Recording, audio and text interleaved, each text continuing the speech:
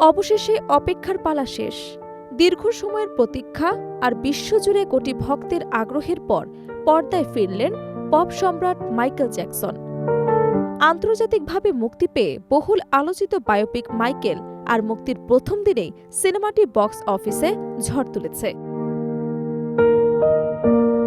Musical বায়োপিকের ইতিহাসে সর্বকালের সবচেয়ে বড় উদ্বোধনী দিনের রেকর্ড করে ছবিটি ইতোমধ্যেই আলোচনার কেন্দ্রবিন্দুতে চলে এসেছে। বিশ্লেষকদের মতে 2018 সালের আলোচিত সিনেমা বহেমিয়ান র‍্যাপসোডিকেও পেছনে ফেলেছে মাইকেল। স্পেন থেকে অস্ট্রেলিয়া প্রথম দিনে দাপট দেখিয়েছে সিনেমাটি।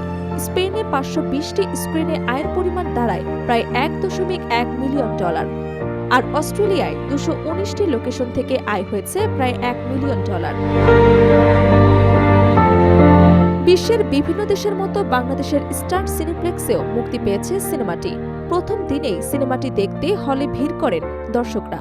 সামাজিক যোগাযোগ মাধ্যমে আবেগঘন প্রক্রিয়ায় ভাসছেন বাংলাদেশি ভক্তরা।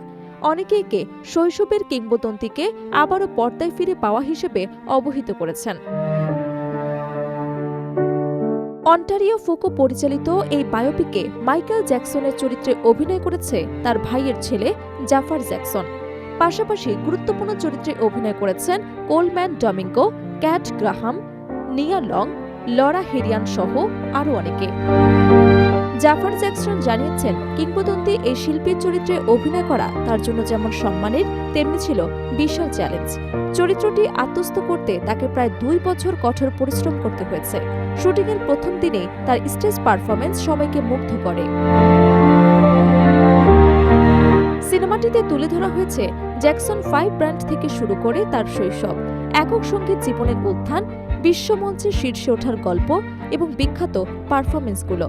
তবে তার ব্যক্তিগত জীবন ও নানা বিতর্কিত অধ্যায় নিয়ে ভবিষ্যতে আলাদা সিকুয়েল আসতে পারে বলেও নেটদুনিয়ায় গুঞ্জন রয়েছে। এর আগে ট্রেলার মুক্তির 24 ঘন্টার মধ্যেই 5 মিলিয়নের বেশি ভিউ পায় সিনেমাটি।